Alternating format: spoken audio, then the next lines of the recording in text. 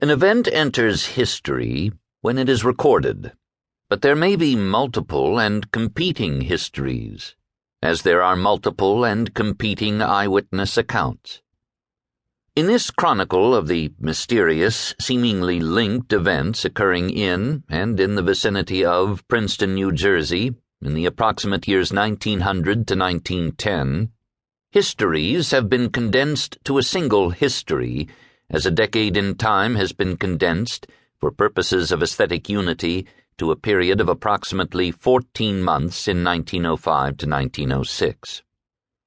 I know that a historian should be objective, but I am so passionately involved in this chronicle, and so eager to expose to a new century of readers some of the revelations regarding a tragic sequence of events occurring in the early years of the 20th century in central New Jersey.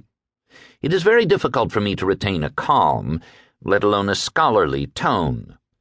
I have long been dismayed by the shoddy histories that have been written about this era in Princeton. For instance, Q.T. Hollinger's The Unsolved Enigma of the Crosswicks Curse, a Fresh Inquiry, 1949, a compendium of truths, half-truths, and outright falsehoods published by a local amateur historian in an effort to correct the most obvious errors of previous historians.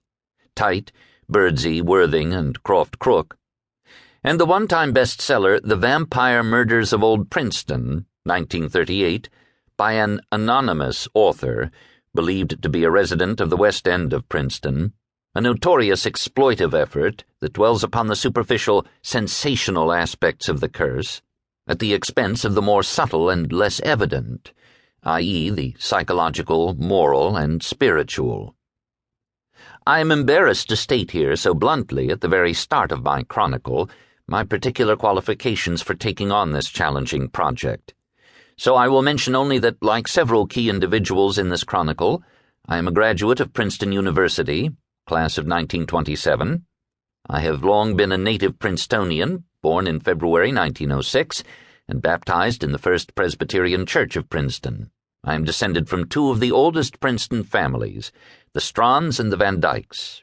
My family residence was that austere old French Normandy stone mansion at 87 Hodge Road, now owned by strangers with a name ending in Stein, who, it is said, have barbarously gutted the interior of the house and renovated it in a more modern style. I apologize for this intercalation. It is not so much an emotional as it is an aesthetic and moral outburst I promise will not happen again. Thus, though a very young child in the aftermath of the Accursed era, I passed my adolescence in Princeton at a time when the tragic mysteries were often talked of in wonderment and dread, and when the forced resignation of Woodrow Wilson from the presidency of Princeton University in 1910 was still a matter of both regret and malicious mirth in the community. Through these connections and others, I have been privy to many materials unavailable to other historians, like the shocking secret coded journal of the invalid Mrs. Adelaide McLean Burr, and the intimate, and also rather shocking, personal letters of Woodrow Wilson to his beloved wife Ellen, as well as the hallucinatory ravings of the accursed grandchildren of Winslow Slade. Todd Slade was an older classmate of mine at the Princeton Academy, whom I knew only at a distance. Also, I have had access to many other personal documents, letters, diaries, journals, never available to outsiders. In addition, I have had the privilege of consulting the manuscripts and special collections of Firestone Library at Princeton University. Though I can't boast of having waded through the legendary 5 tons of research materials, like Woodrow Wilson's early biographer, Ray Stannard Baker, I am sure that I've closely perused at least a full ton. I hope it doesn't sound boastful to claim that, of all persons living, now, no one is possessed of as much information as I am concerning the private as well as the public nature of the curse. The reader, most likely a child of this century, is to be cautioned against judging too harshly these persons of a bygone era.